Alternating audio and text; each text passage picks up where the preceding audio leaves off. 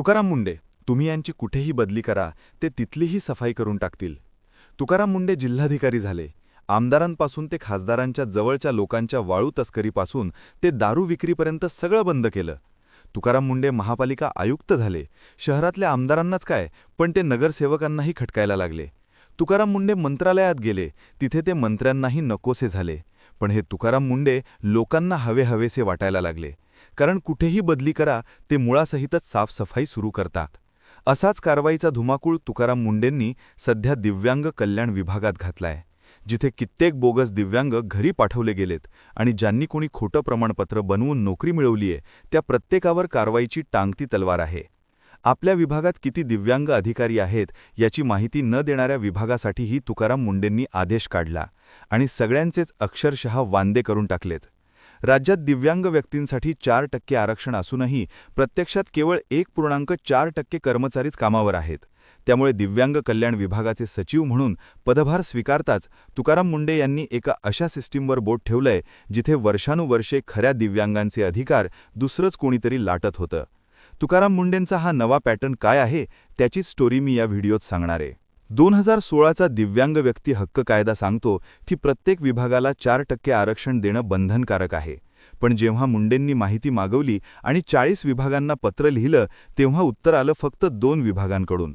उरलेल्या 38 विभागांनी चक्क माहिती द्यायला टाळाटाळ केलेली पाहायला मिळते. मग हे विभाग माहिती लपवत आहेत की त्यांच्याकडे सांगण्यासारखं काही उरलंच नाही, हा प्रश्न उपस्थित होतोय. माहिती न देणाऱ्या 38 विभागांवर आता कलम 89 नुसार मुख्य सचिवांच्या माध्यमातून कारवाईची टांगती तलवार आहे. मुंडेंनी स्पष्ट केलंय की माहिती लपवणं हा आता गुन्हा मानला जाईल. समस्या फक्त माहिती लपवण्याची नाही, तर बोगसगिरीची आहे. गेल्या 13 वर्षात तब्बल 900 संस्थांची नोंदणी रद्द करण्यात आली असून यातल्या 363 संस्था तर केवळ गेल्या वर्षभरात मुंडेंनी बंद केल्या. संस्थांवर ही टाच येण्याचं कारण म्हणजे सरकारी नोकऱ्यांमधील तो 1.4% धक्कादायक आकडा. सुमारे 17.5 लाख सरकारी कर्मचारी आहेत. नियमानुसार यातले 4% म्हणजे 70,000 कर्मचारी दिव्यांग असायला हवेत. पण वास्तवात हा आकडा फक्त 6,900च्या आसपास आहे, म्हणजे केवळ 1.4%. अनेक संस्थांमध्ये कागदोपत्री विद्यार्थी दाखवणे, दिव्यांगांना कायद्यानुसार सवलती न देणे, प्रत्यक्षात विद्यार्थी नाहीत पण कागदोपत्री संख्या दाखवून अनुदान लाटायचं, शिक्षकांचे पगार खायचे पण प्रत्यक्षात त्यांना काहीच द्यायचं नाही, आणि धडधाकट व्यक्तींनी बनावट दिव्यांग प्रमाणपत्र काढून नोकऱ्या मिळवायच्या. हे सर्व सुरू होतं रत्नागिरीत 3 आणि पश्चिम महाराष्ट्रात 13 शिक्षकांचा तडकाफडकी निलंबन. ही तर फक्त सुरुवात आहे. ही फाईल उघडली तर अनेक बोगस चेहरे समोर येणार आहेत. तुम्हाला वाटत असेल की ही बोगसगिरी फक्त जिल्हा पातळीवर किंवा शिक्षक भरतीपुरती मर्यादित आहे, पण नाही. हा भ्रष्टाचाराचा विळखा थेट देशाच्या सर्वोच्च खुर्चीपर्यंत म्हणजेच IAS पदापर्यंत कसा पोहोचलाय याचं जिवंत उदाहरण म्हणजे पूजा खेडकर प्रकरण. खरं तर हे प्रकरण तुकाराम मुंडे पदावर येण्याच्या आधीच समोर आलं होतं, पण या प्रकरणाने सगळी सिस्टीम जागी केली होती.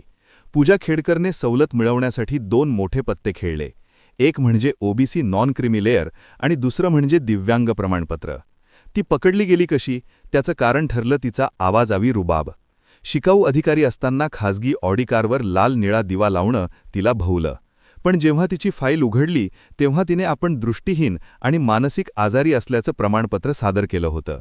दिल्लीच्या एम्स रुग्णालयाने तिला 6 वेळा तपासणीसाठी बोलावलं, पण प्रत्येक वेळी तिने काहीतरी कारण सांगून जाणं टाळलं. तिने सिस्टीमशी असा लपंडाव खेळला जो आज राज्यातील अनेक बोगस कर्मचारी खेळत आहेत. तुकाराम मुंडे आज जे सर्जिकल स्ट्राईक करत आहेत त्यांचा मुख्य उद्देश हाच आहे की पुन्हा एखादी पूजा खेडकर तयार होऊ नये. कारण जेव्हा एक बोगस व्यक्ती खुर्चीवर बसते तेव्हा ती एका खऱ्या गरजू दिव्यांगाचा हक्कच नाही, तर या देशाचा विश्वासही मारते.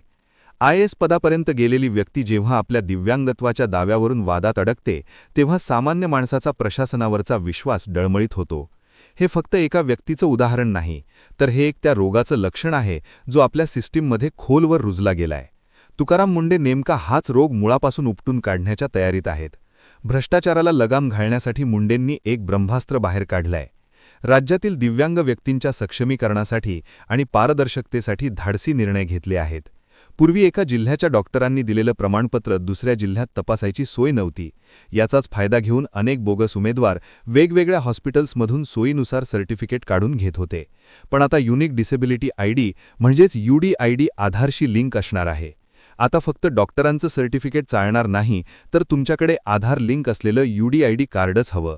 त्यामुळे एकाच माणसाला 2 ठिकाणी लाभ घेता येणार नाही. सिस्टीममध्ये तुमची पूर्ण मेडिकल हिस्ट्री एका क्लिकवर समोर येते. मुंडेंनी हे अनिवार्य केल्यामुळे आता त्या फेक डॉक्टर्सचे दुकानही बंद होणार आहेत, जे पैशांसाठी अपंगत्वाचे खोटे टक्के वाढवून देत होते.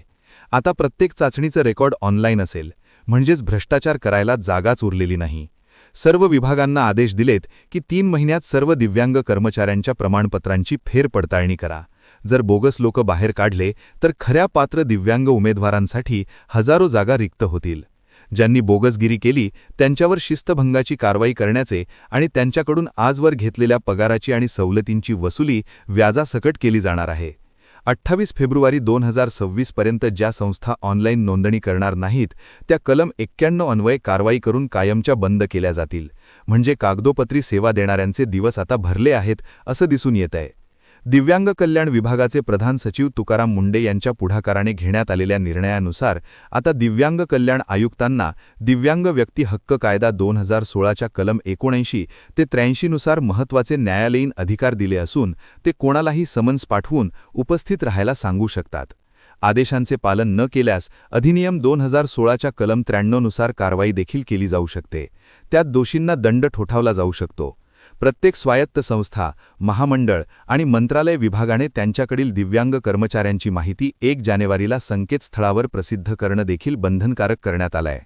राज्यातील सर्व शासकीय आणि निमशासकीय विभागाला त्यांच्या नियंत्रणाखाली असलेल्या सर्व अधिकारी आणि कर्मचाऱ्यांच्या दिव्यांग प्रमाणपत्रांची पडताळणी करण्याचे आदेश देण्यात आलेत.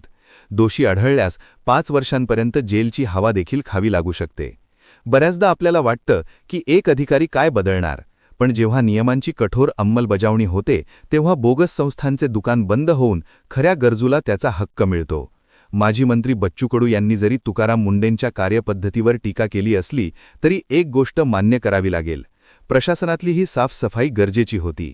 ही लढाई एका व्यक्तीची नाही, तर त्या प्रत्येक दिव्यांग तरुणाची आहे जो डोळ्यात स्वप्न घेऊन आरक्षणाच्या रांगेत उभा आहे.